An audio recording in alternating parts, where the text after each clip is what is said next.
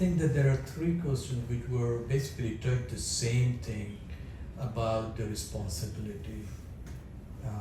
That who we only, as Pakistan, is contributing only 1% to the climate change, global warming, especially with carbon dioxide in the atmosphere and methane, and we are paying much more than what our fair share is.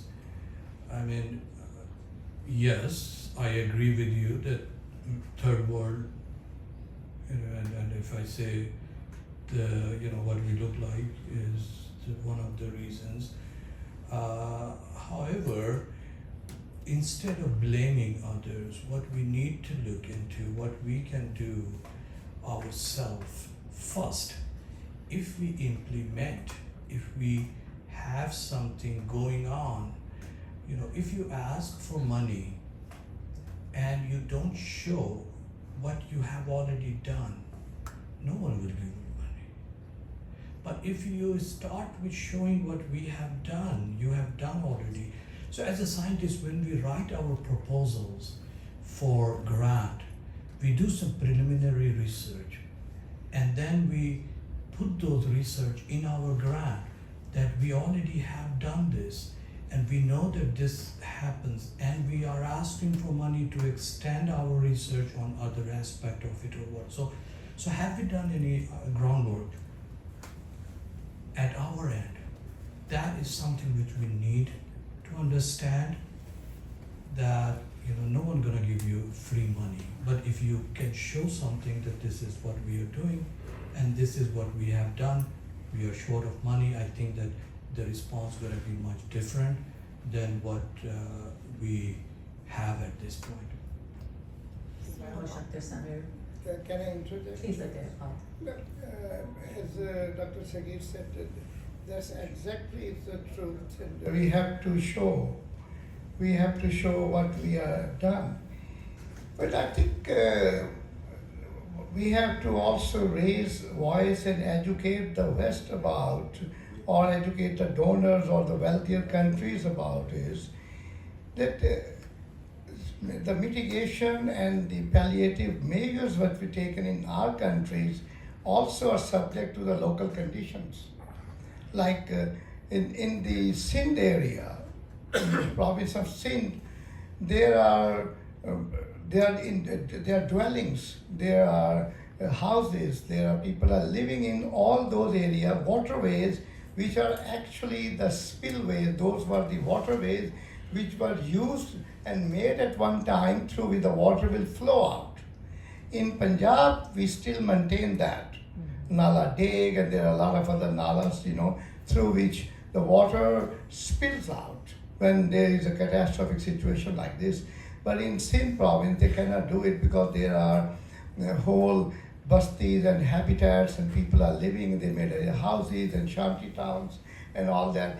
And that is something, it's a part and parcel of the third world living.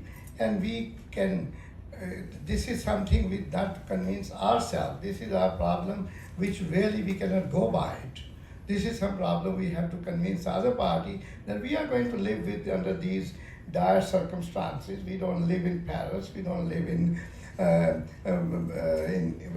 Switzerland, where the things are different. Of course we have different things, and this is one of the projects of our APPAC and Malas, that we should keep educating our circumstances and the ground realities to them, that we have to live with these ground realities, and we have to work according to the very meager resources and very hard realities of our life.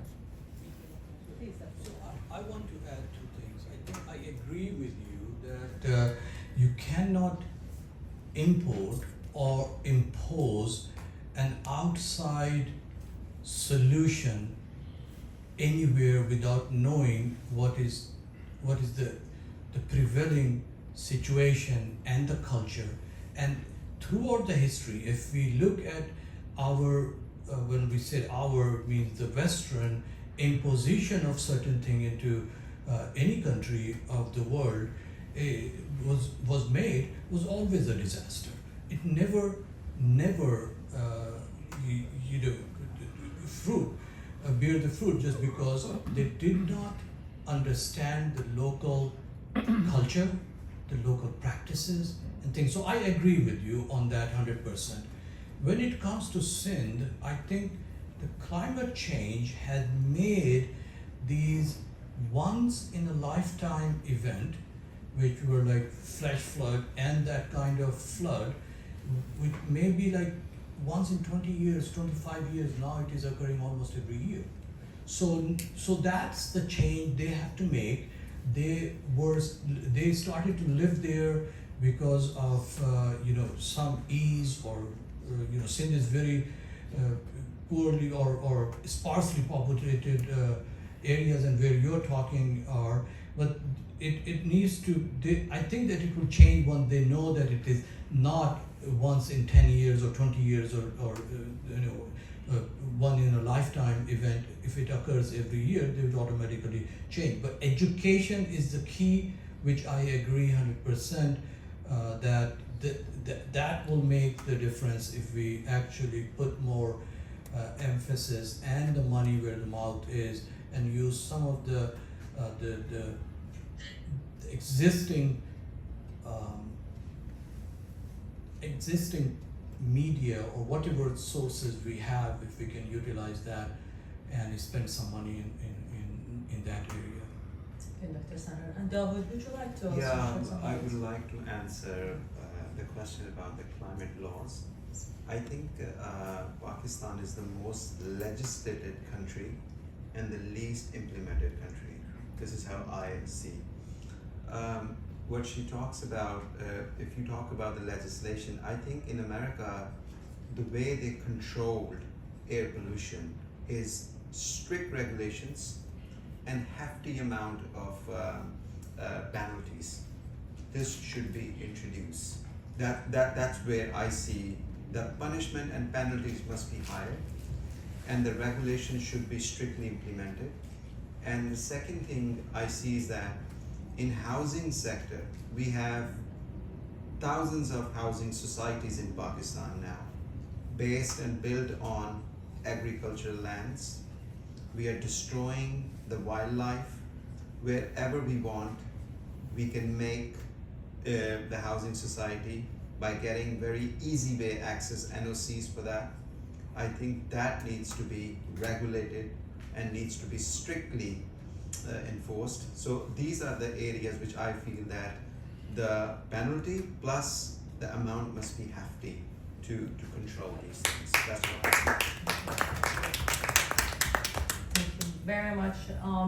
I very much enjoyed this conversation, and I can stay here for hours, because as you can see, climate change is such a multidisciplinary topic, and our distinguished panelists are looking at it from different lenses. And that's just such a fascinating discussion. But I'm also mindful of time. So with that, maybe I'll hand over to Maha to maybe let us know for the rest of the day